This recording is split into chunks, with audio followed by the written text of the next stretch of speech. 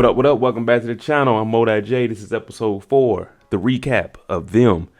Oh man, this show just keeps getting better and better each episode. Disclaimer, bear with me people. I'm taking 7 hours, 8 hours out of my Saturday to record the first 5 episodes. I'm at 5 hours now because this is episode 4. I'm going to do episode 5 right after it, edit them and throw them out there for you. But I know y'all don't care about the work that I'm doing. Y'all just want the video, so I'm going to get to the videos for y'all. But first, we got to do the YouTube stuff.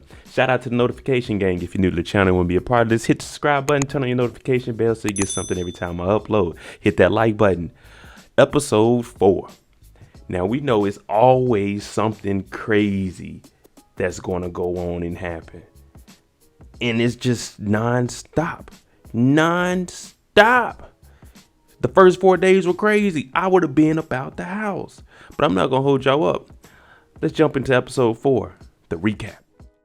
Here we go, people. Present day, day 6. Henry is a hard-working man. And if you remember, at the end of episode 3, they burned nigger heaven into this man's yard. Now, he's up. He's got to get to work. You already know Boss Man Pecker. He ain't playing around. So he brushing his teeth, getting ready and stuff. And in the background, you can hear the music playing. Zippity-doo-dah, zippity-day. My, oh, my. Man, it's a good song. You know what I'm saying? But he's brushing his teeth, getting his girls ready. Because, hey, forget everything that happened before today. Let's wake up, start fresh. But nothing's ever going their way in this show. And y'all know that. When Henry comes outside, he's getting fresh. Brushed his teeth, he comes outside, and what does he see? Not only did they burn nigger heaven into this man's front yard, they put up black dolls with nooses hanging from the roof. They're black dolls all out in the middle of the yard. It's just ridiculous how they got this man's house looking.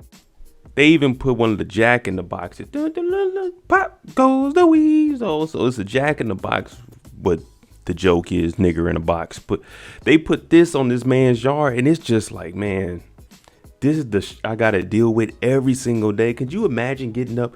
We already get up and don't want to go to work. We hear that alarm waking up when we're not trying to hear that. And you know you gotta go in there. I gotta hear my damn boss. But you come outside and you see this. It's just like, man, today it just ain't my day.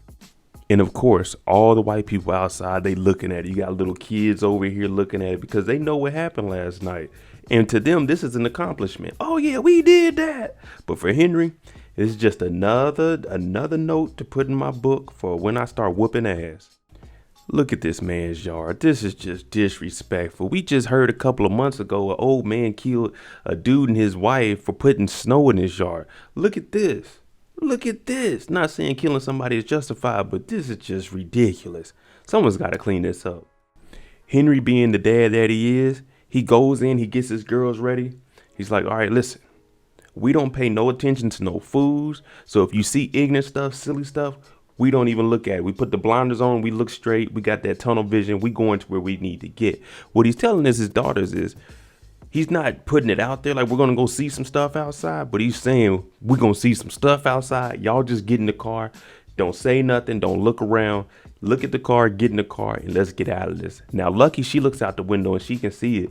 And you know her, hey, you already know her patience just it's about to be depleted. Now, all my black folk watching this part right here, we all understand exactly what Henry is saying. Now, he tells Lucky we got 3 options. 1, I can go get that 4-5. I go back and get rid of everybody out here, but I'll go to jail. They take the kids from us. Option 2, I can skip work, but it's the first week. Now, if I miss work in the first week, we know we getting fired, and we all know we need that check.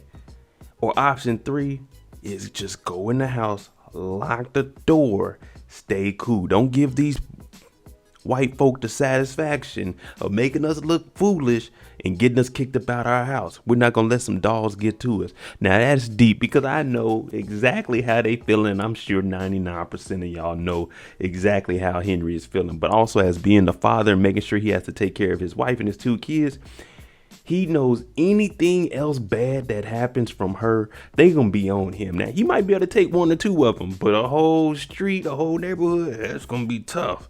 So you kind of gotta just suck it up and deal with it. It sucks, but you gotta do it. Here we go, y'all. The stare down, the battle, the moment everybody's been waiting on. Oh yeah, good versus evil. Lucky versus Betty. Now they're both smoking a cigarette and they're looking at each other. It's 3011 versus 3012. Let's get it, Betty. Ding ding, round one. Lucky comes over there and she's ready. She tells her straight up, what? Burning cross is too flamboyant. Y'all might as well put a noose up there. Y'all might as well came over with hoods. Y'all might as well be the Klan. And Betty's talking about, I don't know what you're talking about. Well, why would you live in an area that you don't want to, that you're not accepted? And she's like, cause sunny weather feels good out here. I'm kind of getting used to it. And Betty's like, you're all alone on this block. This is our neighborhood and we have standards. And then Lucky tells her, look, you by yourself right now. I'll get on your ass before any of these women come over here. And then one of the ladies says, is everything all right, Betty? Lucky said, oh, yeah, it's all right, sweetie. We got this. Now, Betty don't know what's going on. She thinks it's a threat. Lucky says, oh, it ain't no threat. I don't know what you're talking about. So right now, Lucky is up 2-0 on her. You know what I'm saying? Betty can't even say anything. But she tries to bring up, I wouldn't want to raise my kids anywhere around here because this is as good as it's going to get. And it's never going to get this good again. Lucky looks her in the face and says, well, it's a good thing you don't have kids because everybody got kids. And we know earlier that Betty was kind of down and out because Midge was talking about kids and Betty don't have any kids. So 3-0 Lucky. We got this. Mr. Burks and one of his assistants get on the elevator and Henry's already on there. But just like I would do, he just sits in the back and these two just talk, acting like they don't even know he's here. They're not even going to acknowledge him because they're above him. So they just a black guy. I mean, we don't need to talk to him. And Henry just sitting there. The guy on the right, he drops his pen. Henry picks it up and gives it to him and he just goes back to not saying anything. The assistant gets off and it's Mr. Burks and Henry on here. And he's talking to Henry like, yeah, there's an after work party. It's a bunch of big wigs. You wouldn't have any fun there. Pretty much trying to belittle Henry and say, you're just a black guy. You wouldn't understand anything with the top execs. But yeah, I wouldn't even go. And then he just tells Henry, oh, enjoy your half day. Cause those parties those corporate parties, you get off work a little early, get some drink and some free food. I will not pass up, but I'll only be there for about 10-15 minutes and then I'm headed to the house. What did I tell you at the beginning of the episode? Lucky's patience just dropping and dropping and dropping. So she goes to find out about the house. Comes to find out once she gets there and she's talking to the lady, they didn't sign a lease to the house. There's no contract. There's no deed or anything to it. Pretty much this house is just, okay, they bought a house. The house is amortized. And what amortized mean, they go over it a little bit. It's pretty much just paying off an asset or paying off a debt. So is whoever owned the house before them, they had a debt. Henry and them, they just paid off the debt. So the house means nothing to them. They don't get anything from it. There's nothing they get from it. They don't even own the house. They just paid off the debt that the loaning office or the realtor owned. But she starts to tell Lucky that there's another black family that did the same thing over on the other side of Compton, maybe 2 or 3 blocks from you. So this gives Lucky an idea. I need to go talk to them and see what the hell they got going on. Cause what we in is we screwed up. Something suspicious because the realtor, guess who she's calling? Sergeant Wheatley. The sergeant that came and saved Henry and them when they kicked in the door. Yeah. So her and Sergeant Wheatley, they got something going on. Milkman George came back over. I know Clark's probably checking the refrigerator like, we got a lot of milk. Who's paying for this? But George is leaving that milk for free because he's all in love to Betty. And Betty, she's just baiting him on and using him what a lot of women do. But what she's telling George is, I wish I could just have one day where I didn't have to make any decisions and people could do something and I could just relax. That's every single day. Clark's ass is going to work. You sit at the house, you clean up, you don't do nothing. You don't make any decisions. You're just making a big deal about the people across the street because Lucky keep punking you. Lucky keep making you look bad. So now she got George wrapped all around her fingers, man. And George is like, man, I'll do anything. When I tell you she got this boy George wrapped around her fingers, he whipped and he ain't even got to sniff it yet. But he's like, when I heard you at that meeting the other night, I just couldn't sleep without thinking about what you said. If you ever need anything, let me know. And she wore her good pearls too, because she wanted him to know, like, I'm here for you, George. Fellas, don't get caught up like this. Do not get caught up like this. As a married woman, get out of there, George. Get out of there. Good old Ruby, she's at lunch eating. At least ain't nobody messing with her while she's eating. So she sits down. Of course, she's going to be by herself. She doesn't have any friends. But out of nowhere, her favorite girl with the pink comes over. And she's like, hey, let me show you something. They run off holding hands happily, just, ah! And people looking at them like, man, what the hell this nigga got going on here? These two, they run down into a little storage room, and who do we see? One of the star athletes with one of the cheerleaders, and Ruby's over here. And they just run off because they almost get caught. You know, you got to get low, especially to see a black girl. They gon' hey, ain't no telling what they gonna do, but Ruby got some speed. Y'all seen her mama, so you know that's that's in the genes. Lucky makes it over to the other neighbors in Compton, the other Negroes. Now they get to the house and they sitting down, they start reminiscing about being back at home and missing trees and stuff. Now the lady's like, I know you didn't come all the way over here. I seen your face through my door. And I know you didn't come over here to talk to me about trees. So go ahead and ask me. So Lucky asks, how is it for her? How long they been there? And the lady says, man, time starts to run together, a couple weeks, couple months, but they tried everything in the book, everything in the dirty book. They even put nails. So you remember the thumbtacks in the driveway? This might be the family. They put nails in the driveway. They outside the windows howling. They even put a letter in the mailbox that said, you need to watch your little niggas. Man, this lady said she ain't been going to sleep because it's just, I'm too scared to. This lady even goes on to mention that the man in the black hat said all this would happen and all these people would come. The man in the black hat was on the bus. Remember, he was standing over with the black hat. And then this lady says, hey, come here, y'all. Turn this up a little bit. I gotta tell you a secret. These two then ran from wherever they were watching the cheerleader and the basketball player. They then ran into a little storage closet. It looked like a janitor closet. Now, this girl keeps telling her, you're pretty for a colored girl. Now, nobody wants to hear that. If you're pretty, you're pretty. It doesn't matter what you are. Now, she starts to give her makeup and she's starting to put some eyeliner on her or whatever you would call it, whatever you put on top of your eyelash, eyelid. I don't know. But she tells you can always be better. You can always look better. Pretty much whitewashing her, saying, hey, you can look like us. If you want to be beautiful, you can look just like us. You can fit in. Now, the only other black man in the building is the janitor. If you seen earlier when she first went to school, she walks past him. He's mopping it up. They don't really say anything. But he goes into the janitor closet and he grabs her arm like, what are you doing in here? Because he knows, hey, you need to be in your classrooms doing what you're doing. Your dad put you in this school because he wants a better future for you. I know it's going to be tough. I apologize for grabbing you, but I'm sure your parents will want you in your class and not hanging around doing whatever you're doing. Pretty much what he's doing is what we all should be doing, is looking out for other black people, especially the youth. Now, he may be a janitor, but he's still a man, still a black man, doing what he can to take care of him and his family. So, of course, he's looking out for the little girl, the only black girl in the school. As he's closing the door, the friend in all pink, this is what she looks like. This whole time, it's paranormal activity. She's hanging out with one of the ghosts, one of the people that are sent from the guy with the black hat, along with Miss Vera. Oh my goodness. So she's skipping around the halls, talking to nobody. People are probably looking at her like, man, what the hell? Oh Lord, it just keeps getting interesting. Pay attention, people. Pay attention. Pay attention. She says the guy with the hat tells her, don't worry about them good white folk on the outside. You need to be worrying about yourself, cleaning your house, making sure your family is doing good. Pay attention to this because this is going to come back later on in the season. But she's like, all I have to do is just clean up my house. Don't worry about the white people. Don't let those white people bother me, because that's not the problem. The problem is inside of my house. I need to figure out what's going on inside of my house. He told her, make sure everything is clean in this house. So every hour on the hour, she takes a shower and she scrubs and scrubs and scrubs. You can look at her arms. She's scrubbing the skin off herself because she needs to be cleansed and clean. That black skin ain't clean, y'all. That black skin ain't clean. That's what they trying to tell you. But geez Louise.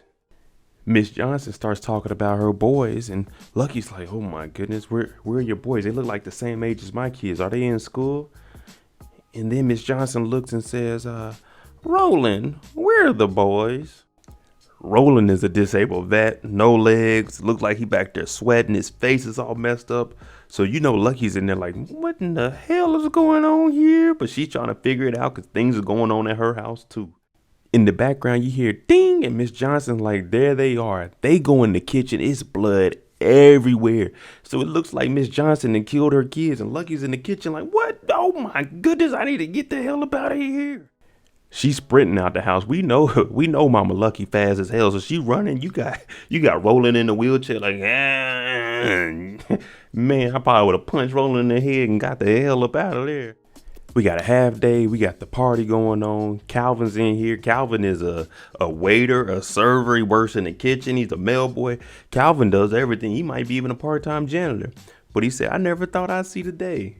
Talking about seeing Henry in here, a black man in a suit in the actual function that's not a worker, that's not, a servant to somebody.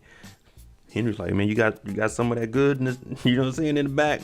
Calvin's like, yeah, maybe in my stash, because all they got here is a little champagne. Ain't gonna get you too lit. Now, the top dog, CEO, the dude at the very top that runs this whole engineering program, Mr. Burke's boss, he gets up here, he gives a BS, a little speech talking about nothing. No one ever pays attention to that. But he gets to the good news. And the good news is they got a Pentagon contract. So when the government's throwing a contract at you back then, it's probably about $100 million. Woo-wee, you in the money. So, hey, that means a raise for everybody. You know what I'm saying? We all getting a raise. Hell, I'm Henry's assistant. I might even get me a raise. After the boss leaves, Henry looks back on the stage. Clear my eyes, 'cause I don't know what I'm seeing. And he sees a blackface man. And I looked up the names of these people. He's called the Tap Dance Man. So he gets up there, and this is indicating, you remember Henry seen this on the TV when he was buying one. He's indicating, you in here dancing, sucking and jiving, doing everything the white man's doing.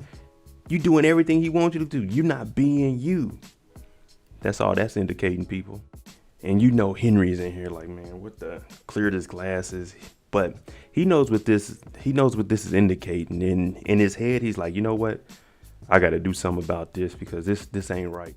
Uh-oh, I didn't know Betty could drive. So Betty hops in the whip, nice little outfit on, got the little hat sitting on the back, you know what I'm saying? And she pulls up to some big, extravagant house. Would you look at the size of that house? Man, that house bigger than Philip Banks and Fresh Prince. Turns out this big house is Betty's family. Her dad got some bread. And she's over here trying to talk to him like, yeah, so how's everybody doing? How's the boys doing? And the dad's like, why? You haven't kept in touch. Why do you care about this? What's your husband's name? She's like, Clark. He's saying, you must be over here. What, you had to find work or something? Pretty much saying like, man, if you would have just stuck with me, you shouldn't have moved out and did your own thing. You wouldn't be living in, where'd you say you live at? In Compton? Ugh, I'll never go over there. But the dad is pretty much saying, look, why did you leave here to go do what you're doing? Now, the mom, she comes in. She ain't playing the same games as the dad. She coming in talking straight trash. It's like, why are you here? What years can do to a face. You're looking old over there. You must be struggling. But answer your dad. What did you come back for? So the mom ain't putting up with that nonsense. You can tell that her and Betty clash, and that's probably why Betty ran up out the house. But the mom ain't playing that. So Henry, he seen the tap dance man on the stage. He's like, you know what? I'm going to go ahead and do something about this. As he gets ready to walk over there, Mr. Burke stops him like, hey, I'm surprised you're still here. I thought you'd be enjoying your half day. And Henry playing it professional, like, well, heard Mr. Stokes' toast and everything, I just want to go meet him and say hi to him. And Mr. Burks is telling him, well, we might be in a pickle. I didn't tell him that our engineer was black, so I don't know if you're going to get the same raise that all of us are going to get. And Henry's like, what? This is my project. I'm working on this too. I'm getting me a raise. Henry, hey, at this point, I need that raise. I worked on this. So he goes over to Mr. Stokes and he talks to him. He introduces himself and Mr. Stokes like, oh, what do you do around here? Henry explains to him, I'm an engineer. I got my degree. And then what did he do? He found something that they can relate to. They were both in the military. So he asked him about where did he serve at? And Mr. Stokes was like, I served here. Did you ever take a dump over there? Because that's the only thing that base was worth. And Henry was like, yeah, I was over there. I did that. So they have that connection. Henry came over there, pretty much elevator pitch, laid it all on the line, introduced himself, and the boss is laughing. And now Burke is over here on the side trying to take credit. Oh yeah, this is Henry. He just moved into Compton. Nah, Burke, I went straight to the top. That shows you I don't need you. You need me. And the top dog, he knows who I am. When I tell y'all, the mom is not playing, she like, what do you want, Elizabeth? You haven't been here in years. And Elizabeth, she says, well, I haven't asked for anything in 7 years. They're like, yeah, you're the same Elizabeth. Now, what she's trying to convince the parents is, if we sell our house, we might take it as a loss, because she's always over exaggerating, thinking that the property value went down so much because it's a black family across the street. If we sell now at a loss with a small loan from you guys, maybe I can come over here and live in Hancock Park. This house is big as hell. A small loan is gonna have to be like $500,000 to get like a house where where Pops is staying at. And the mom is like, no, because we don't want you visiting at all. So the dad, he's glad his daughter is back. So he tells the maid, go get my checkbook. But the mom is like, don't do it. Don't do it. So the dad just wants his daughter back. He tells her, how about I go run you some bath water so you can wash the travel off you. Now, I'm pretty sure she didn't drive no more than maybe 30 minutes to an hour. He doesn't even write the check. He takes the checkbook and was like, well, you're back now. So pretty much what he's trying to implicate is just stay here. There ain't no point in going back. Just stay here. Her dad really went upstairs. They gave her some fresh towels, took her into her old room, and he went in there and ran her some bath water. This guy loves his daughter, and he doesn't want her out there. Not in Compton. Ugh. But Betty ain't trying to hear that. What's that song that went viral? She's a runner. She's a track star. She puts her heels back on and she gets the hell up out of here. Forget that loan. You know what I'm going to do? I'm going to call George. That's what I'm going to do. Once Henry gets to the house, as soon as he pulls up, Lucky runs up out the house. I got to show you something. I got to show you something. He's like, what? Now? He's already feeling good. I met the CEO. Ooh, maybe I get this raise. Maybe I get this raise. And she's like, no, we need to go see whatever this is right now. He's like, okay. We can go ahead and come to the conclusion that Betty is a spoiled brat. Now, when she gets home, Clark is already at the house in the bed chilling. You know what I'm saying? Had a hard day at work. He got to pay all the bills in the house. So she lies and says she went to the store. She doesn't want to say she went to her dad's house because Clark is taking care of all the bills. And if she's getting money from her dad, he ain't trying to hear all that. So she lies and talks about, oh, we need to do wallpaper, but it's not like you would notice anything around here. And Clark, what does he do? He turns the light off like, oh, would you look at that? A miracle, electricity, gas, that new car, all this I paid for. So she tries to flip it. Oh, you didn't come to my meeting. And he's like, man, I'm sorry. I apologize. She was like, it was our meeting. I wanted you to be there because you wanted to be there. This is just a spoiled kid. She wants everything her way. She wants everything. She wants everything to be paid for. And Clark, he's just chilling. Just chilling. She asks, is there any money going into the bank account? He's like, hey, yeah, man, what? Lucky takes Henry all the way over to the other house. They pull back up on Mr. Johnson's and Mrs. Johnson's house. And Lucky's like, I want my husband to see what went on in this house. She kicks in the door. She runs into the kitchen because she's looking for all the burnt up stuff, all the kids, all the blood and stuff. And they're like, what are you talking about? Ronald hasn't spoken in years since he came back from the war. He's been all messed up. And now Henry's looking at it like, oh man, she got me in something else. She got us looking crazy over here on the only other black people in Compton. So he has to snatch her up and he has to get her up out the house. But Lucky swears she ain't tripping. She is not tripping. Now, we done went through a lot of things. So they get the kids back to the house. They all get into bed. They read a story until the girls go to sleep. Take the girls into their room. And now the adults need to talk. But the adults, they don't get to talking. As soon as she comes in the room, ain't no talking. We don't need no words. It's time for some love making. But y'all need to watch the episode for that. And there you go. That is episode 4, the recap.